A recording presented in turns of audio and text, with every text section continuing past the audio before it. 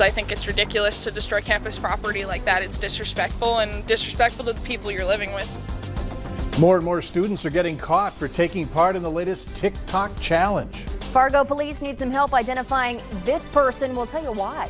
And extra police help called in to handle the school fight in Moorhead. Valley News Live at 6 starts right now. This is Valley News Live at 6. New at 6 tonight, Fargo police need your help finding a 17-year-old girl who they say ran away last night. Patricia Freeman was last seen around 10 p.m. in the 1300 block of 18th Avenue South. We're told she was last seen wearing a navy blue pull-up over sweater, camp joggers, white socks, and a Jordan slip-on sandals. Police say she may be trying to get to the Bismarck area. If you see her or know where she's at, call authorities. We were the first to tell you about the TikTok challenge impacting local schools. In total, 31 middle school and high school students have now been charged or referred for charges of theft or vandalism in connection to the Devious Licks TikTok challenge. That trend prompts students to steal from their schools and search for the most devious lick. Now it's moved to higher education. As J.C. Dodd reports, NDSU has issued a public plea for students to stop tearing up school property. We're paying to be here, and as a student that pays to live in Cater Hall, like, I want my dorm to stay nice. So obviously I don't understand why other kids would be doing that stuff. NDSU is one of the latest local schools hit by the Devious Licks TikTok challenge. In an email to students, officials say the vandalism happening in residence halls has gotten so bad, they're making a public plea for students to stop. Sophomore Brianna Hausman says while the trend hasn't been on her TikTok For You page, she is seeing the effects in her residence hall. Stolen signs and destroyed decorations. RAs always put up a little fun stuff on the corkboard for students to get to know each other and stuff. Kids have come through and ripped all that down. University officials say not only is the trend illegal, it's disrespectful to the more than 4,500 students who call the campus their home. Hausman agrees. We're living here. We're living in this space, a shared space, mind you. You would think that you would have some sort of respect for the other people living in the same space as you. Across the river, Concordia officials say they've had one report of vandalism, but MSUM officials say they've not had any reports related to the TikTok challenge. In Fargo, J.C. Dodd, Valley News Live. And a representative from Concordia tells us the school will possibly press charges against anyone caught stealing or damaging property. A representative for NDSU says actions will be taken against individuals caught vandalizing property. Meanwhile, Fargo police are asking for your help finding a man in connection to a fight that broke out last Friday night in the parking lot of a Fargo South High School football game. If you know who this is, call 701-235-4493 and leave your tip.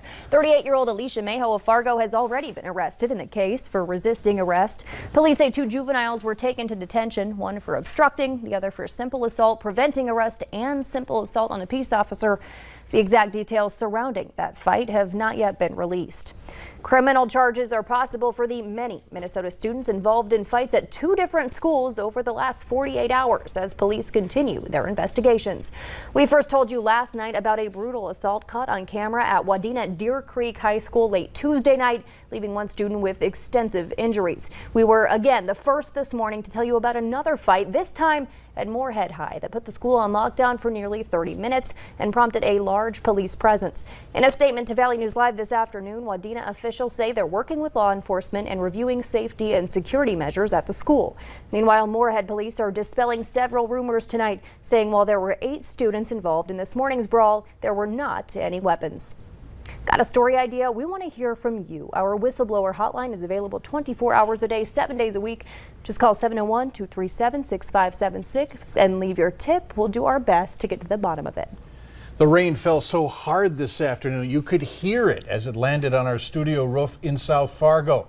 And with little rain, little wind rather, it came straight down.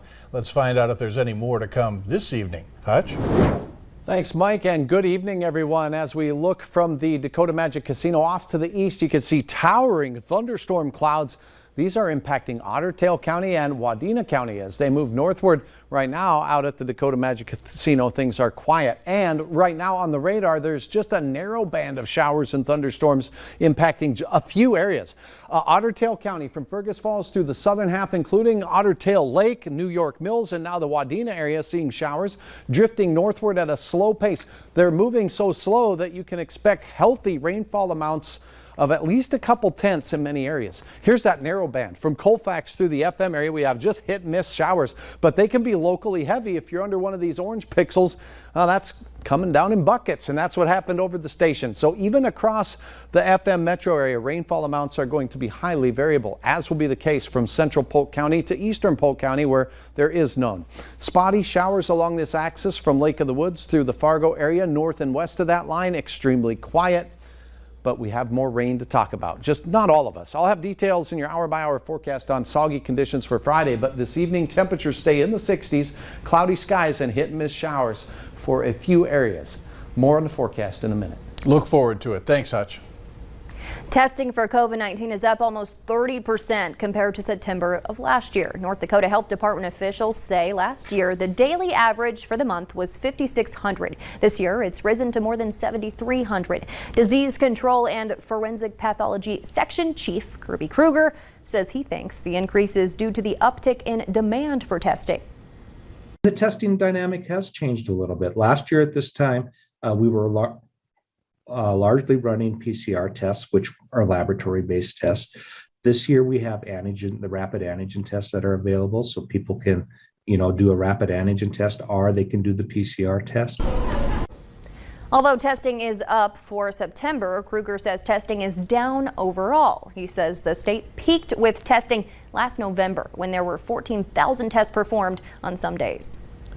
Students and staff at Fargo Public Schools will now have daily access to COVID testing.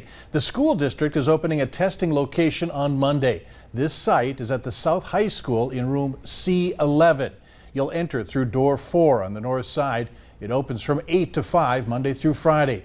For information on how to register for a test, log on to our website. Go to valleynewslive.com.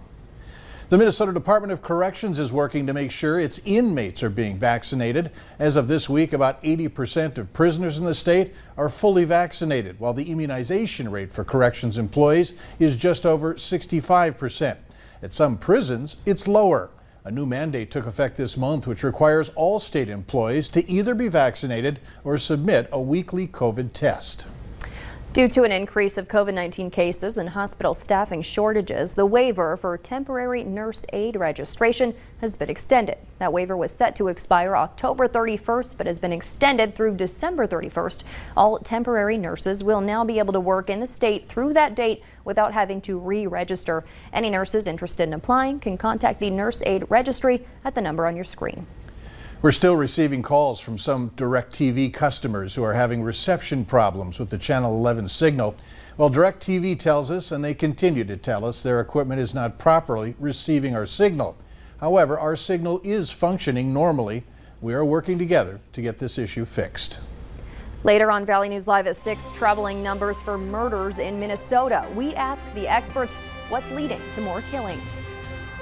And the end-on rain gauges across the area picking up 1/4 to 1/3 of an inch, even 2/3 of an inch in that Wales area, and Parker's Prairie 1300s plus some heavy rain moving through Otter Tail County now.